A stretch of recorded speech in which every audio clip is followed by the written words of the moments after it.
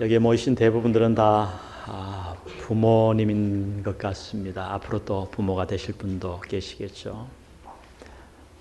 부모가 된다고 하는 것, 그리 쉬운 일은 아닙니다.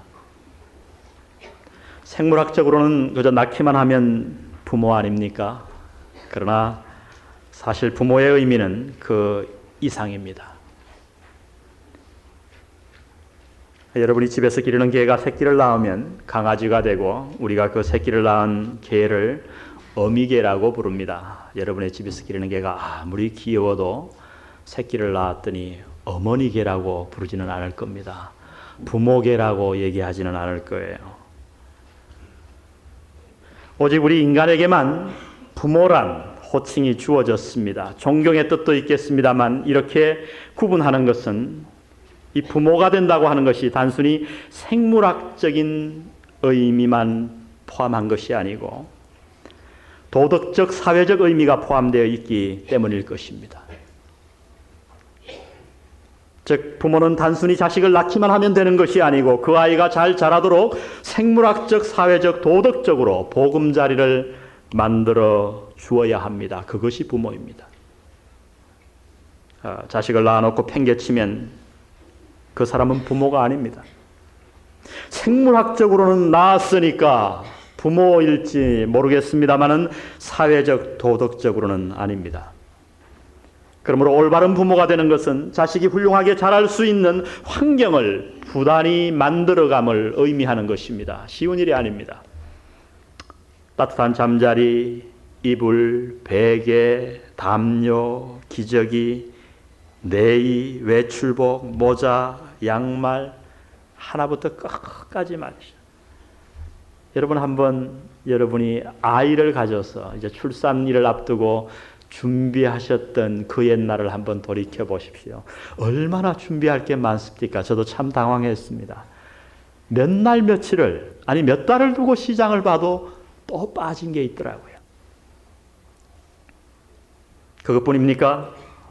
자식을 낳게 되면 말을 삼가야죠. 왜 혼자 있을 때는 아무렇게나 그저 막말을 했지만은 이제 부모가 되는 그렇게 할 수가 없습니다. 아이가 내 말버릇을 본받기 때문이죠. 행동도 삼가야 합니다. 함부로 행동할 수 없어요. 자식에게 좋은 본을 보여야 하니까요. 이것이 부모의 사명인 거예요. 이것이 부모의 의미입니다. 여러분, 교회의 사명은 무엇일까요? 우리가 다 잘 알고 있죠. 교회의 사명은 단 하나예요. 선교입니다. 믿지 않는 영혼들을 구원해서 주님의 자녀로 만들어야 합니다. 그것이 교회예요. 새로운 영혼을 낳는 것입니다. 영혼을 낳지 않는 교회는 교회가 아니에요. 그 교회가 아무리 화려하고 크고 멋있는 예배가 있다고 할지라도 새로운 영혼을 만들지 못하는 교회는 교회가 아닙니다. 하나님의 눈에서 볼 때는. 교회는 반드시 새로운 영혼을 낳아야 합니다. 전도해야 합니다. 그러나 단순히 새로운 영혼을 낳는다고 진정한 교회가 되겠습니까? 그것은 생물학적인 교회일 뿐입니다. 그렇다면 어떠한 교회가 건강한 교회일까요? 그것은 새신자가 날마다 늘어날 뿐만 아니라 들어온 새신자들이 영적으로 무럭무럭 자랄 수 있는 여건이 구비된 교회입니다. 그것이 영적인 교회예요. 저 교회는 영혼이 자라나는 보금자리가 되어야 한다고 성경은 가르치십니다. 영혼의 보금자리로서의 교회는 어떤 모습일까요? 오늘 그 해답이 이 본문에 나타나 있습니다. 오늘 이 본문은 놀랍게도 교회가 이 땅에 처음 탄생한 이후의 모습을 그려주고 있기 때문에 이 원래의 모습을 우리가 간직하는 것은 참으로 중요하다고 생각이 됩니다. 120문도에게 성령이 임했습니다. 모두가 성령 충만을 받고 베드로가 하루에 설교를 합니다. 그런데 놀랍게도 그 설교를 듣고 그날 하루에 3,000명이 주님 앞으로 돌아와서 그날 침례를 받았습니다. 제자가 되었다고 얘기합니다. 그저 교인이 된 정도가 아니고요. 그런데 거기서 끝나지 않아요. 놀랍게도 이 120문도와 사도들은 하루에 3,000명이 모여든 그 놀라운 교인들을 전혀 당황하지 아니하고 그들이 잘 자랄 수 있도록 보금자리를 만들어 갔다고 오늘 본문은 얘기합니다. 제게 그런 능력도 없겠습니다만 제가 여러분 한 번 설교를 했더니 3,000명이 여기에 몰려들었어요. 우리 교회가 감당할 수 있을까요?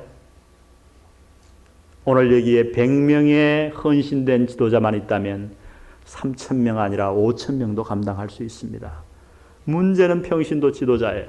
오늘 이 초대교회 예루살렘 교회는 120문도가 이미 성령 충만함을 받았고 주님과 함께 훈련을 받았기 때문에 3,000명, 5,000명이 몰려왔지만은 전혀 문제없이 그들을 위해 보금자리를 만들었다고 증언해 주십니다. 여러분, 영혼이 자라난 보금자리에서의 교회는 어떤 모습일까요?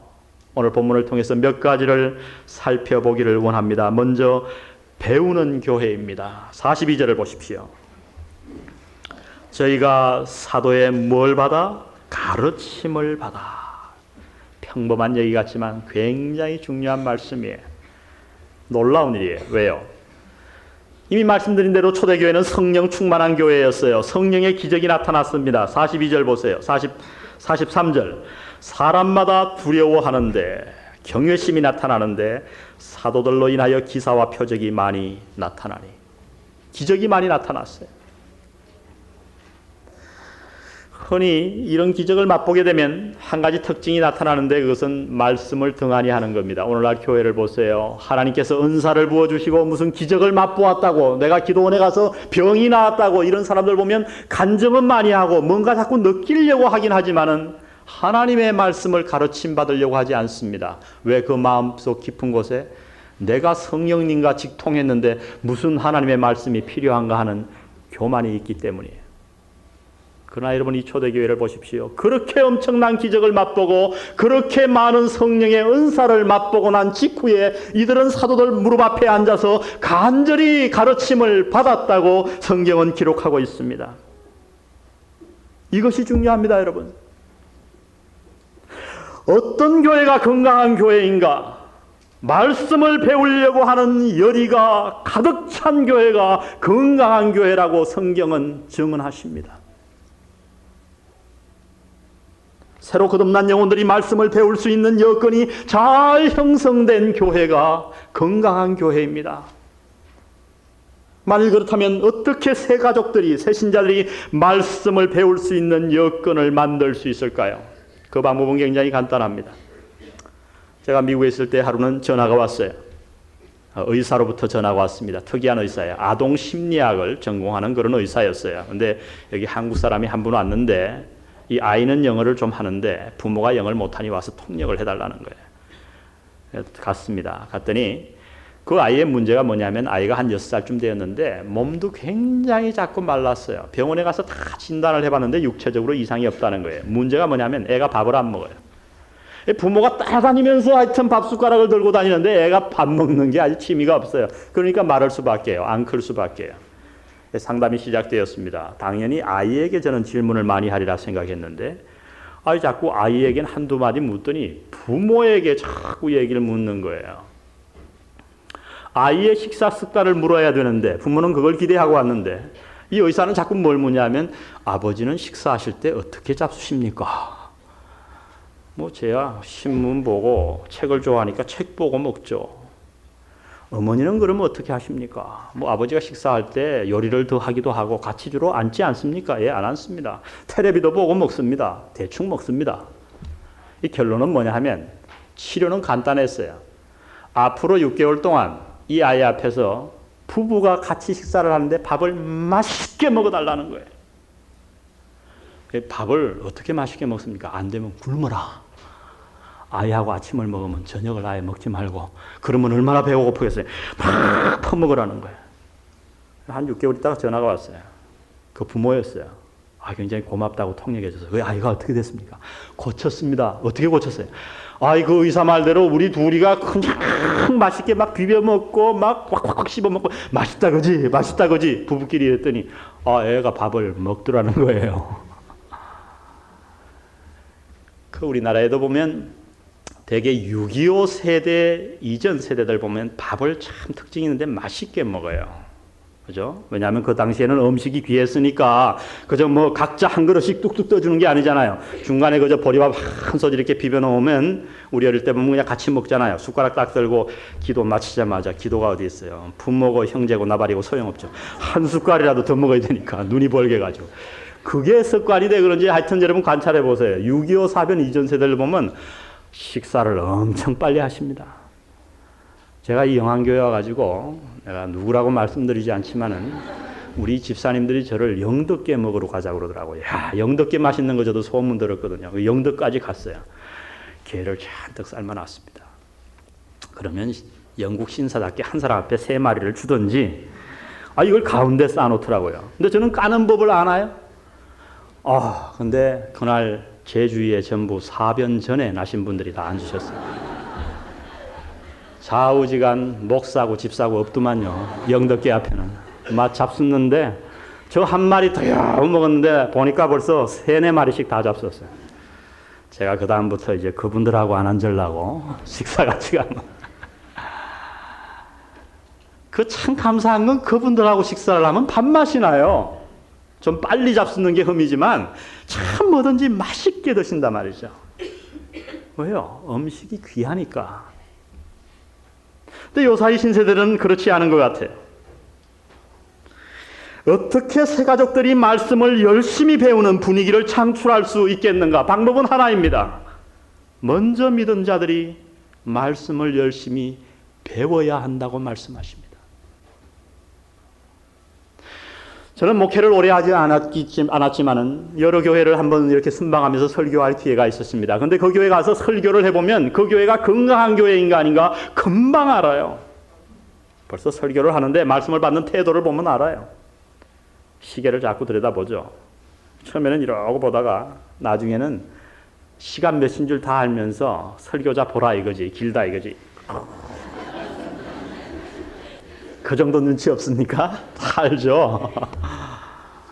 그런가 하면 또 어떤 교회 가면 조집사, 주집사가 그렇게 많아요. 예배 시간에 그냥 막 좁니다. 그러다가 나중엔 주무시죠 아예. 지난주에 우리 누구라고는 얘기하지 않겠지만 한 전도사님이 군대 가서 얼마나 피곤한 간증을 하는데 딱 목도할 때 눈을 감았는데 눈 뜨니까 벌써 축도하고 있더래요. 얼마나 피곤했으면 그렇겠습니까? 그런데 어떤 교회에 가서 말씀을 전해보면요. 정말 제가 어떻게 주체할 수 없을 정도로 말씀을 잘 받아요. 말 한마디가 떨어질까 봐. 그래서 눈빛이 반짝반짝한단 말이죠. 물어보지 않아도 그 교회는 건강한 교회입니다. 새 가족들이 들어오면 그런 교회에서는 보금자리를 만들어서 자동으로 성숙하도록 되어 있다고 하는 것입니다. 사도 베드로는 무엇을 얘기했습니까? 오늘 이 설교한 사도 베드로가 베드로전서 2장 2절에서 이런 말씀을 했습니다. 우리 다 같이 한번 읽어보겠습니다. 시작. 갓난아이들 같이 순전하고 신령한 젖을 사모하라. 이는 이로 말미암아 너희로 구원에 이르도록 자라게 하려 함이라. 가장 중요한 단어가 뭘까요? 오래 믿은 분들에게 가장 중요한 단어를 얘기하라 그러면은 목사님들하고 발견해내지 못했어요. 제가 시험을 내봤는데 한 번도 맞춘 분이 없었어요. 주로 이렇게 나옵니다. 구원, 신령한 것, 잘하도록, 젖. 가장 중요한 건 가치예요. 가치. 갓난아이들 가치. 그 단어가 가장 중요하다고요. 여기서. 왜요? 사도 베드로가 지금 이 수신자들에게 무엇을 얘기하려고 그러냐 하면 하나님의 말씀을 대하는 우리의 이 태도, 애티튜드가 어떻게 해야 되는가 그것을 말씀하는 거예요. 어떤 태도로 하나님의 말씀을 사모해야 되느냐? 갓난아이들 같이, 어린아이가 아니에요. 여러분 애들 키워보셨죠? 우는 아이에게, 배가 고파 우는 아이에게 젖을 주지 않고 견딜 재간이 있던가요? 저도 밤에 자다가 일어나는데 서로 안 일어나려고 그래요. 여보 당신이 좀 일어나봐. 여보 당신이 먹여. 우유병 가지고. 근데 일어나긴 일어나야 돼요. 누가 일어나든. 왜요? 야야야 내일 2배로 줄게. 꽃배기로 줄게. 오늘은 그냥 자자. 그래가지고 그치는 아이들 봤어요? 아이는 언제까지 우냐면 젖을 먹을 때까지 울어요. 독일군들이 많은 인간 실험을 했습니다. 그래서 아이를 배고픈 아이에게 젖을 안 주고 한번 놔둬봤대요. 그러니까 아이가 배가 고파서 아사하는 게 절대 아니고 울다가 지쳐서 죽더라는 겁니다. 지금 사도 베드로가 이 말씀하는 거예요. 우리가 어떻게 구원을 받고 종국적인 구원까지 성장할 수 있는가, 자랄 수 있는가. 어린아이들과 같은 태도로, 갓난아이 같은 태도로 그렇게 간절하게 말씀을 사모하라 말씀하십니다. 어떤 교회가 건강한 교회입니까? 어떤 교회가 새 가족들이 와서 훌륭하게 잘 자랄 수 있는 보금자리가 완벽하게 갖춰진 교회입니까? 말씀을 배우고자 하는 열의가 가득 찬 교회인 줄 믿습니다. 여러분 마음속에 하나님의 말씀을 공부하고자 하는, 이 하나님의 말씀을 알고자 하는, 이 말씀을 받아들이고자 하는 열의가 용솟음 칠 수 있도록 기도하시기를 바랍니다. 우리 영안교회가 그러한 교회가 되어야 할 줄 믿습니다. 어떻게 새 가족들이 우리가 성교에서 그들이 우리 교회를 찾아올 때 그들이 우리 교회 안에서 뿌리를 내리고 그들의 믿음이 잘 자라게 할 수 있는가, 영혼의 보금자리를 만들 수 있는가 배우는 교회입니다. 오늘 두 번째 본문이 가르쳐주는 것은 사랑하는 교회입니다. 42절 보십시오. 42절 저희가 사도의 가르침을 받아 서로 뭐하며? 교제하며. 이 42절 교제를 조금 풀어준 것이 있는데 44절입니다. 믿는 사람이 다 함께 있어 모든 물건을 서로 통용하고 또 재산과 소유를 팔아 각 사람의 필요를 따라 나눠주고 날마다 마음을 같이하여 성전에 모이기를 힘쓰고 집에서 떡을 떼며 기쁨과 순전한 마음으로 음식을 먹고. 무슨 얘기죠? 내 것을 내 것이라고 하는 자가 없었습니다. 그 당시에는. 서로 필요에 따라 자기의 것을 나눠주었다고 말씀하십니다. 있는 자는 없는 사람에게, 이 사람에게 필요한 것을 저 사람이 채워주었다고 말씀하십니다. 즉 이기심이 완전히 사라졌습니다. 욕심이 사라진 거예요. 가치관이 완전히 바뀐 것입니다. 여러분 이것이 교회의 모습이어야만 합니다. 교회란 어떤 곳인가? 가치관이 바뀐 사람들의 모임이에요. 욕심이 사라진 사람들의 모임이에요. 여러분 세상의 모습은 어떨까요? 세상을 한마디로 얘기하면 돈에다 목숨을 건 곳이 세상 아닙니까? 겉으로 멋있게 다른 말로 얘기하지만은 결국에 종착역에 도달해 보면 돈입니다. 돈 문제가 걸리면 부모도 필요 없고 형제도 필요 없고 친구도 필요 없습니다. 사생결단을 하려고 달려드는 곳이 세상입니다.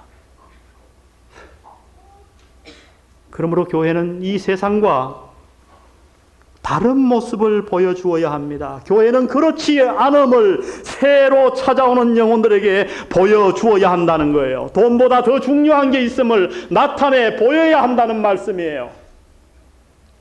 근데 현실은 어떻습니까? 오늘 교회 안에 가치관이 바뀌지 않은 사람들이 너무나 많아요. 가치관이 전혀 바뀌지 않은 사람들이 지도자가 되어 있어요. 이 교회에 꾸준히 참석하고 있단 말이죠. 모습으로 다 치장을 합니다. 그러나 깊숙이 파고 들어가 보면 세상 사람의 가치관과 전혀 다를 게 없어요. 욕심이 꽉 차 있습니다. 물질을 아직도 하나님의 것이라고 말로는 하면서 속으로는 내 것으로 여기며 살아갑니다. 어떻게 하면 한 푼이라도 더 모을까? 세상 사람과 다른 것은 세상 사람은 자기의 힘으로 돈을 모으지만은 오늘 교회 안에 있는 사람들은 하나님의 힘을 빌어서 돈을 모으려고 하는 것뿐입니다. 오늘 이것이 문제예요. 왜 오늘 새 가족들이 와서 이 교회에서 자라나지 아니하고 실족하고 돌아가는가? 오늘 교회에 이러한 가치관의 변화를 가진 사람이 적기 때문이라고 하는 것입니다. 진정 구원받고 성령 충만한 자는 이 세상 물질에 대한 욕심이 없는 법입니다. 먹을 것과 입을 것이 있으면 자족해요. 왜요? 언젠가는 다 두고 떠날 것을 아니까요. 그리고 성령 충만하게 되면 이전에 보이지 않던 가난한 자들의 모습이 보입니다. 내 도움이 필요한 자들이 보이기 시작합니다. 그리고 그들을 위해서 내가 그렇게 애써 모아놨던 물질의 저금 통장을 과감하게 여는 겁니다. 이것이 예수 믿는 것이라고, 이것이 참된 교회의 모습이라고 성경은 말씀합니다. 감사하게도 저희 교회는 이런 일들이 일어나고 있습니다. 한 젊은 부부가 수년간 모은 1천만 원의 적금을 저에게 가지고 와서 형제 자매들에게 나누어 주겠다고 했습니다. 그렇게 했습니다. 그분은 선뜻. 지난 주간에 제 사무실에 앉아 있는데 우리 교회 성도도 아니에요. 방송 설교를 듣고 은혜를 받았다고 한 사람이 현금 300만 원을 들고 왔어요. 목사님, 이것을 가난한 사람들을 위해 써주십시오. 영안교회가 구제사업 한다고 하는데 써주십시오. 이름도 남기지 않고 떠나갔습니다. 제가 아는 한 젊은 집사님 부부는 부부끼리 상의해서 그렇게 아껴오던 다이아몬드 결혼 반지를 과감하게 팔았습니다. 그리고 그것으로 가난한 사람을 도와주었어요. 제 눈에 보이지 않는 놀라운 일들이 지금 우리 교회에 일어나고 있는 겁니다. 여러분, 이 일이 계속되기를 바랍니다. 이 일을 계속해서 하십시오. 그리고 오래 믿었지만은 우리 교회의 지도자에 위치해 있지만은 아직도 과감하게 이 사랑의 헌금에 동참하지 않는 분들은 이 일을 순종하시기를 바랍니다. 우리 교회를 그렇게 만들어 주시기 바랍니다. 여러분, 무엇으로 새로 들어온 사람들이 이 교회와 세상의 다름을 알까요? 다른 방법이 없어요. 사랑뿐인 줄 믿습니다. 오늘 초대교회는 얘기합니다. 자기의 재산을 과감하게 팔았습니다. 그리고 나누어 줍니다. 믿은 지가 수십 년 되었으면서도 11조조차 바치지 못해서 부들부들 떠는 사람들이 교회 안에 많이 있어요. 오늘 한국 교회를 채우고 있어요. 그러니 어떻게 교회가 변화되겠습니까? 그러니 어떻게 새 가족들이 이곳에 와서 어떻게 보금자리를 마련할 수 있겠습니까? 오늘 서울의 한 큰 교회는 정교인이 장기 기정 거기에 가입을 했습니다. 우리 교회가 그 일을 앞장서야 한다고 생각합니다. 언젠가 저도 이를 발표하고 우리 정교회의 희생을 동참할 겁니다. 다 장기 기증을 우리가 해야 하지 않겠습니까? 그리고 어떤 교회는 유산 남기지 않기 운동을 지금 벌려가고 있습니다. 많은 교인들이 거기에 동참하고 있어요. 예, 교회가 해야 할 일이라고 생각합니다. 오늘 우리 교회가 이 사회에 은혜를 던지고 하나님의 복음을 가르칠 수 있는 길은 이 뜨거운 예배가 아니에요. 화려한 건물이 아니에요. 많은 숫자가 아니에요. 오늘 사랑을 신천하는 교회가 필요한 줄로 믿습니다. 바로 저와 여러분이 이 일의 주인공이 되시기를 주의 이름으로 축원드립니다. 부모가 자녀에게 줄 수 있는 가장 큰 유산이 무엇입니까? 그것은 재산이 아니라 사랑이라고 저는 생각합니다. 자녀의 마음속에 사랑만 심어줄 수 있다면, 그런데 어떻게 우리가 그 자녀에게 사랑을 가르칠 수 있겠습니까? 심리학자들은 얘기합니다. 사랑을 가르칠 수 있는 방법은 단 하나밖에 없다고요. 그것은 다름 아닌 부부간에 서로 사랑하는 거예요. 우리 한국은 어떻게 했어요? 자식은 끔찍하게 사랑해요. 그런데 부부간에는 사랑하지 않아요. 늘 오히려 이렇게 얘기하죠. 앞에 불러 모아놓고 세뇌 교육을 시킵니다. 네 애비가 젊었을 때 얼마나 내 속을 썩였는지 아니. 제 친구 지금 청와대 비서관에 가 있는데 그 친구가 믿음이 없을 때 저를 보고 그랬어요. 어릴 때. 자기 어릴 때 마음에 소원이 있었는데 이게 뭐냐 그랬더니 내가 언제 커서 우리 아버지 손 한번 봐주나. 그 어머니가 날마다 아버지 욕을 얼마나 해놨던지. 그 무슨 사랑을 배우겠어요. 엄마는 정말 사랑했어요. 그를. 근데 결혼하니까 그거 잘 되지 않더라고요. 우리가 자녀에게 사랑을 가르칠 수 있는 방법은 다른 게 없어요. 그저 부부간에 사랑하는 거예요. 저는 그래서 어떨 때는 진짜 사랑해서 이렇게 안고도 있지만 집에서 우리 집 사람을 가능하면 이렇게 안고 있습니다. 애들 가운데 못 오게 해요.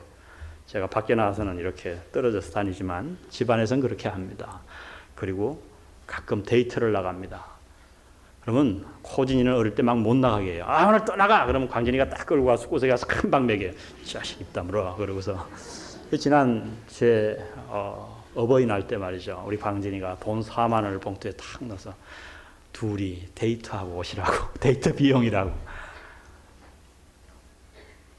교회도 마찬가지예요. 어떻게 새로운 오는 신자들에게 사랑을 가르칠 수 있겠습니까? 입으로 가르칠 수 있겠습니까?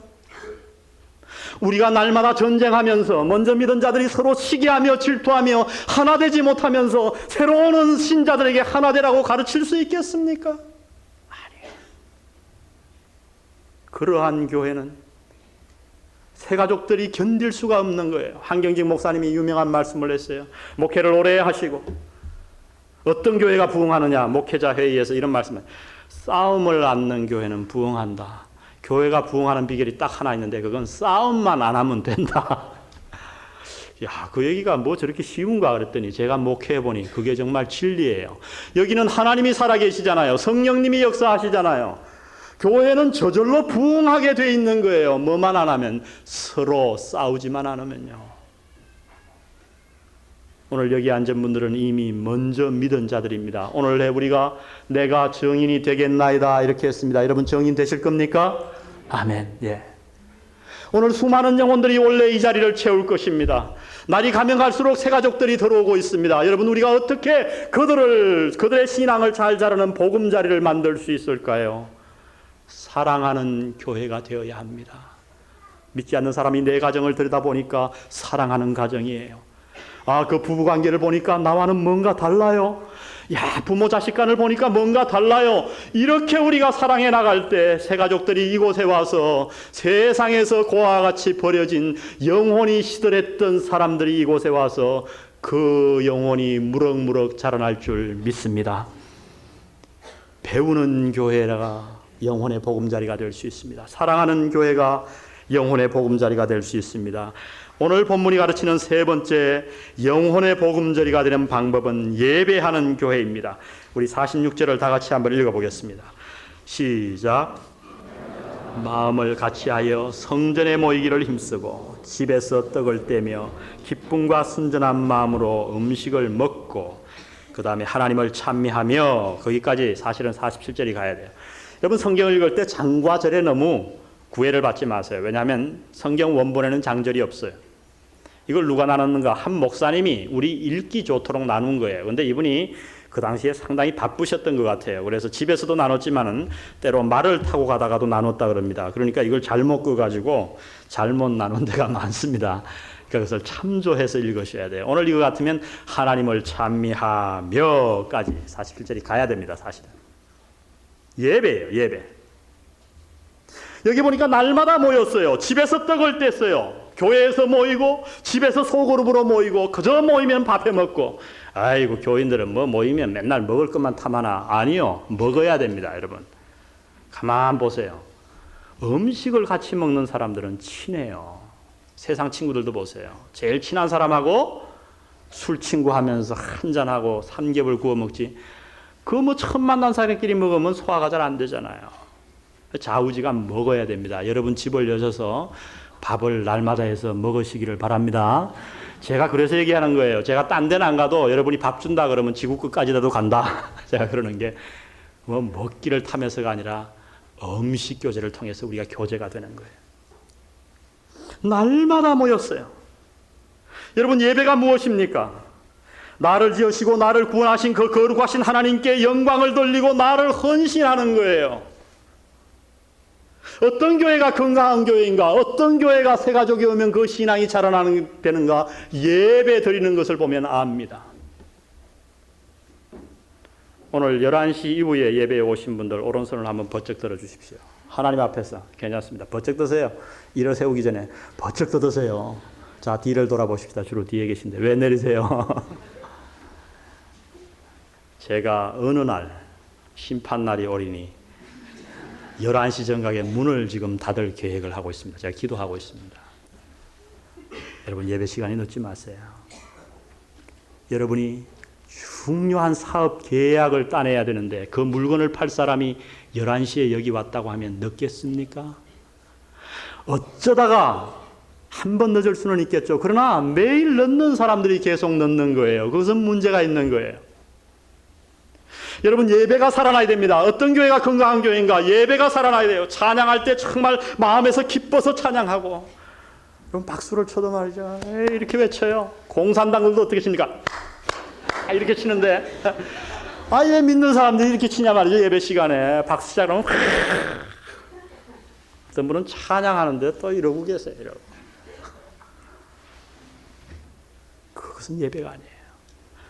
내가 노래를 못해도 좋아요. 여러분 한번 예배 시간에 전심으로 한번 참여해 보세요. 여러분의 신앙이 자라나게 되어 있어요. 한 달만 그렇게 해보세요. 정말 예배 올 때 오늘 기대하며 하나님께서 내게 어떤 오늘 말씀을 주실까? 오늘 하나님께서 내게 어떤 감동을 주실까? 그리고 예배 오기 전에 단 10분이라도 기도하고 기대하는 마음으로 먼저 와 여기에 앉아 있습니다. 그리고 찬송이 시작됩니다. 기쁘게 간절하게 주님을 찬양합니다. 기도할 때 간절한 마음으로 기도합니다. 아멘. 말씀을 그저 받아들입니다. 여러분 그렇게 한 달만 해보세요. 우리의 신앙이 자라나게 되어 있어요. 예배란 무엇인가? 하나님 앞에 나와 우리가 영광을 돌리고 주님께서 내가 하나님 앞에 가장 합당한 사람으로 나를 조율해 주는 그것이 예배예요. 조율함을 받아야 합니다. 음정이 틀린 것을 조율하듯이 내 영혼의 더러운 것들과 잘못된 것, 부족한 것들을 다 하나님 앞에 고침받고 돌아가는 거예요. 그래서 예배 한 번 잘 드리면 가정의 문제가 해결되는 거예요. 내 심령의 문제가 해결되는 거예요. 때로 예배 드리다가 병이 낫는다는 간증이 그래서 생기는 거예요. 영혼이 고쳐지니까 육신도 고쳐지는 겁니다. 여러분 우리 영안교회는 예배의 감격을 회복하게 되기를 주의 이름으로 축원드립니다. 지금 감사하게도 우리는 참으로 놀라운 예배를 드리고 있어요. 우리 교회 등록하는 사람들 많이 제가 상담을 해봅니다. 왜 우리 교회에 등록하려고 그럽니까? 제가 20년간 교회에 나갔는데 예배의 감격이 없었어요. 근데 이 교회에 처음 와 예배 드리는 순간 제 마음이 뜨거워졌습니다. 목사님. 아멘. 이러한 일이 계속해서 일어날 수 있도록 우리 모일 때마다 전심으로 예배를 드리고 주님 앞에 예배를 회복하는 아름다운 일이 있기를 주의 이름으로 축원드립니다. 어떤 교회가 영혼의 보금자리 노릇을 할 수 있는가? 배우는 교회입니다. 사랑하는 교회입니다. 오늘 여기에 보니까 예배하는 교회요. 마지막으로 가르치는 것이 선교하는 교회입니다. 47절. 또 그 밑에부터 읽습니다. 또 시작. 또 온 백성에게 칭송을 받으니 주께서 구원받는 사람을 날마다 더하게 하시니라. 하루에 3,000명이 구원받았는데 그 다음에 날마다 구원받는 사람이 더 생겼다고 얘기합니다. 이것이 교회의 본래의 모습이었어요. 1년이 가고 2년이 가도 새로운 사람이 정착하지 아니하고 오는 것 같더니 다 새 나가고 오는 것 같더니 없어지는 교회가 아닙니다. 영혼의 보금자리 노릇을 못하는 거예요. 오늘 여기에 보니 거기 있는 모든 사람들이 그렇게 예배를 드렸는데 백성들에게 칭송을 받은 정도가 아니라 온 백성들에게 칭송을 받았다고 성경은 증언합니다. 여러분 이런 일이 일어나야 합니다. 어떤 교회가 영혼의 보금자리 노릇을 할 수 있는가? 그 교회 교인들이 가는 곳마다 칭송을 받아야 돼요. 가정에 가면 가정에서 칭송받고, 반상회에 가면 반상회에서 칭송받고, 직장에 가면 직장에서, 학교에 가면 학교에서, 어느 곳에 가든지 그 교회의 성도들이 백성들로부터 칭송을 받는 교회, 영혼의 보금자리 노릇을 할 수 있는 교회예요. 오늘 현실을 보십시다. 한국에서 신자들 그리면 싫어해요. 제가 지난 주간에도 우리 한 친척 의사를 만났습니다. 부산에서. 참 사람이 좋아요. 너무너무 좋아요. 예수만 믿으면 딱 좋겠는데 왜 예수 안 믿냐고 물어봤어요. 그의 할머니는 너무너무 진실한 신자였어요. 근데 몇 번을 만나도 얘기 안 테니 그날은 제게 마음문을 열었어요. 어느 정도 교회로 다 알면서도 비꼬는 거예요. 그래 이제 박 목사가 주지 목사가 됐는가 그러더라고요. 저보고. 그러면서 비꼬는데 제가 쭉 얘기를 했더니 그날 제 진심을 털어놓더라고요. 자기가 할머니에게 넌더리가 나서 예수 안 믿는다. 무슨 말이 필요하겠어요, 여러분? 가정에서 삶을 어떻게 살았더라면 그 손자에게 넌더리가 나도록 만들었겠습니까? 오늘 이런 일들이 우리 주위에 너무나 많아요. 새로운 영혼들이 오면 그들로 하여금 이 교회에서 칭송이 퍼져나가야 되는데 다른 나쁜 행위들이 자꾸 퍼져나갈 때 이 교회는 멸망의 길로 갈 수밖에 없는 거예요. 여러분은 칭송받고 있습니까? 남편과 아내에게, 자녀들에게, 직장 상사에게, 부하에게, 친구들에게 칭송 받고 있습니까? IMF가 되고 나서 고아 아닌 고아들이 고아원을 많이 찾아 들어왔습니다. 제가 하루는 TV를 보는데 정말 마음이 아픈 장면을 하나 봤어요. 기자가 가서 그 현실을 취재하는데 말이죠. 6살 난 아이가 얼마나 처량하게 우는지 말이죠. 이 기자가 물었어요. 너 뭐가 그렇게 슬프고 우니? 그랬더니 엄마가 자기를 여기 데려와서는, 애가 말을 잘하더라고요. 데려와서는 다음 날 과자 많이 사가지고 올 테니까 여기 잠시만 있으라고 그랬대요. 그런데 지금 한 달이 지나도, 한 달이 된 걸 어떻게 아니? 달력에다 매일 표시를 해놓는 거예요. 얘가. 6살 아니까 굉장히 똑똑해요. 근데 지금 오늘이 한 달째인데 엄마가 오지 않는다는 거예요. 원장이 얘기하는데 더 가슴이 아팠어요. 그 애가 다른 애하고 틀리게 좀 머리가 좋은데 잘 때 베개를 꼭 껴안고 흐느끼 운다는 거예요. 정말 못 봐주겠다는 거예요. 그래서 가보면 자는 척 하는데 눈물이 출출 흘러서 베개가 젖어 있대요, 날마다. 그 자식을 버리고 어머니가 떠난 거예요. 한두 명의 부모가 아닙니다, 여러분. 그러나 이것보다 더 심각한 일은 오늘 이 세상에 영적인 고아들이 많다고 하는 것입니다. 정말 하나님도 모르고 영원한 세계도 모르고 그저 이 세상만 알고 그저 방황하며 그들 마음속에 뭔가 영혼의 세계가 있는 것은 압니다. 그러나 누가 그들을 이끌어줄 사람이 없고 교회가 없는 거예요. 그래서 그들은 방황합니다. 한없이 방황합니다. 멸망의 길로 달려가고 있는 거예요. 그들은 지금도 그들의 영혼을 위한 보금자리를 찾고 있습니다. 누가 그들에게 영혼의 보금자리를 내놓을 것입니까? 사랑하는 성도 여러분, 우리가 한번 이 일을 해보지 않으시렵니까? 영혼의 문제로 말미암아 가정이 깨어지고 영혼의 문제로 말미암아 죄악 가운데서 고민하며 영혼의 문제로 말미암아 그와 같이 방황하는 저 수많은 영혼들을 우리가 품고 이곳에 모시고 나와서 그들이 이곳에서 하나님을 만나고 하나님 안에서 신앙이 잘 자라날 수 있도록 우리가 한번 그들을 위해 이 영안교회를 영혼의 보금자리로 만들어 보지 않으시겠습니까? 교회가 무엇입니까? 이 건물이 아닙니다. 우리의 마음이 교회라고 하나님은 말씀하셨습니다. 그렇다면 오늘 이 말씀을 들으며 여러분 스스로에게 질문을 던져보시기 바랍니다. 당신은 합당한 영혼의 보금자리입니까? 먼저 당신 스스로 배우는 일에 얼마나 열심히 있으십니까? 하나님의 말씀을 배우는 일에 시간을 투자하십니까? 시간이 없어 성경 공부 못한다. 저는 그 말을 절대 믿지 않습니다. 그것은 거짓말이에요. 시간이 없기 때문이 아니라 우선순위에 성경 공부가 올라가 있지 않기 때문에 그래요. 제가 늘 얘기합니다. 성경 공부하는데 1시간에 10만 원씩 준다 그러면 안 참석할까요? 목사님 10시간 합시다. 일주일에 10시간. 아마 그럴 사람 많을걸요. 시간당 10만 원인데 묵상해 보십시오. 사랑하고 있습니까? 여러분은 수입에 얼마를 하나님께 드리고 있습니까? 저도 왜 고민이 없겠습니까? 제 나이에 모아놓은 재산 하나 없습니다. 그런데 저는 고민이 생겨요, 요새. 내가 돈을 모아야 되는 거 아니냐.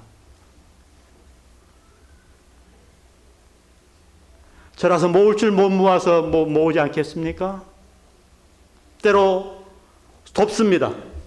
제 사례비 받은 것도 돕고 여러 가지로 저는 도와요. 모으지 않으려고 애를 써요. 이것이 주님의 말씀이기 때문에. 그런데 세상은 어리석다 그래요. 저도 고민이 돼요. 목사님들 만나도 저를 어리석다 그래요. 그러나 여러분, 저는 오늘 이 말씀을 준비하면서 제 마음에 확인한 것은 이것이 옳은 것 같아요. 미래를 하나님께 맡기고 이 세상에 먹을 것과 입을 것이 있으니 족하니 그저 남을 도와야 되는 거예요. 사랑으로 표시를 해야 되는 거예요. 여러분 스스로 질문해 보십시오. 하나님께서 여러분에게 물질을 맡기셨습니다. 많은 것 가운데 얼마가 아닌 정말 여러분을 희생해서 남을 한번 도와본 적이 있습니까? 지난 수십 년간의 신앙생활 동안 단 한 번이라도 하나님 앞에 내놓을 사건이 있으신가요? 예배의 감격이 있으신가요? 칭송을 받고 계신가요? 자녀들이 여러분을 칭찬합니까? 아내가 여러분을 인정합니까? 남편이 여러분을 사랑합니까? 오늘 이 질문들이 우리 자신을 거울과 같이 비춰주는 조명이 되시기를 바랍니다. 우리 모두 부족하기 때문에 이 자리에 모였습니다. 하나님의 은혜를 갈망하십시다. 우리 한 1, 2분간 기도드리시겠습니다.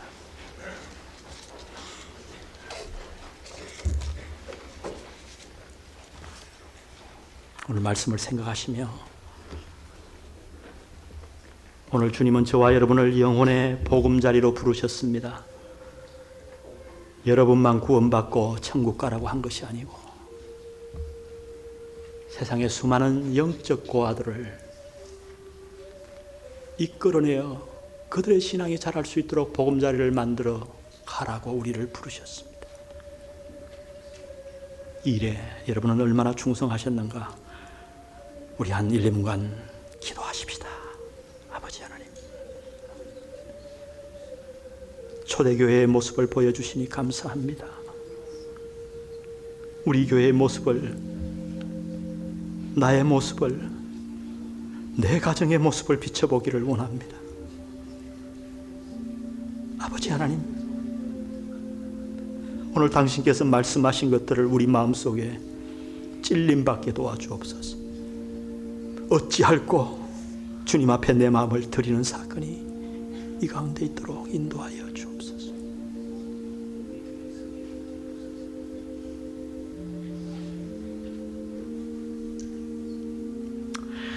우리 오늘 말씀 생각하면서 507장 찬송을 부르시겠습니다. 주님의 마음을 본받는 자 그 마음의 평강이 찾아오면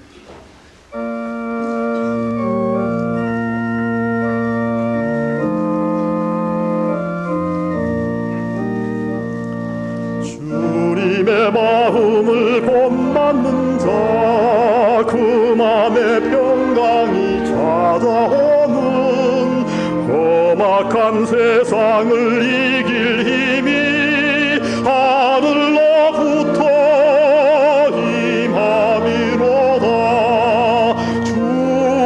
주님의 마음 본받아 살면서 그 거룩하신 나도 이루리. 자매님들 2절 부르겠습니다.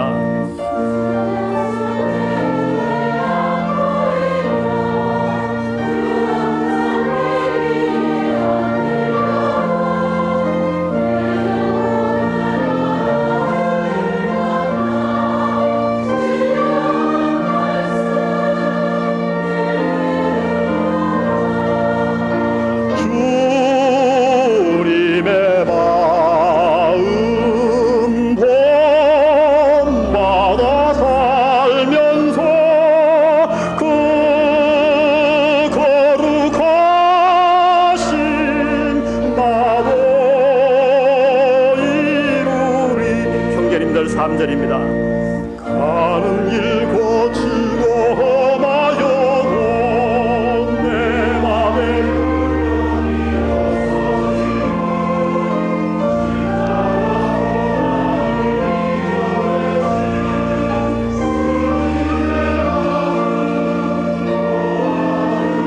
다 같이 주님의 마음, 주님의 마음 본받아 살면서 그 거룩하심 나도 이루리.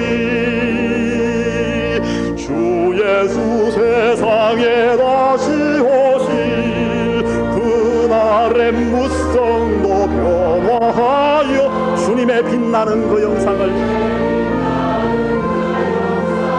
다 함께 보며 주 찬양하리. 주 찬양하리.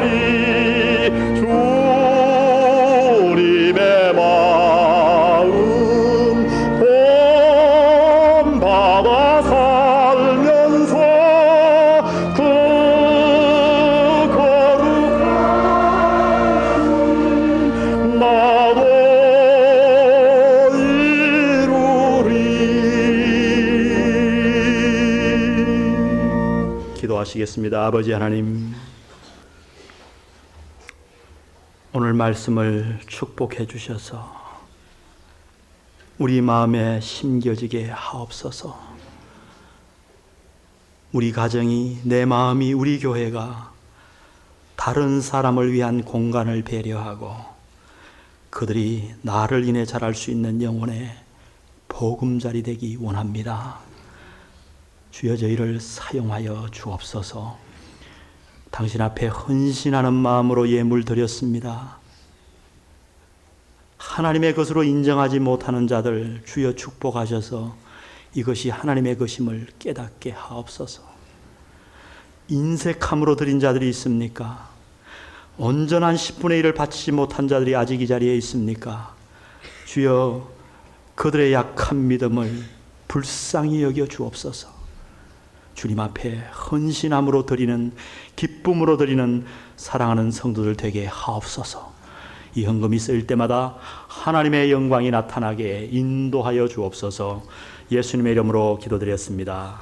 아멘.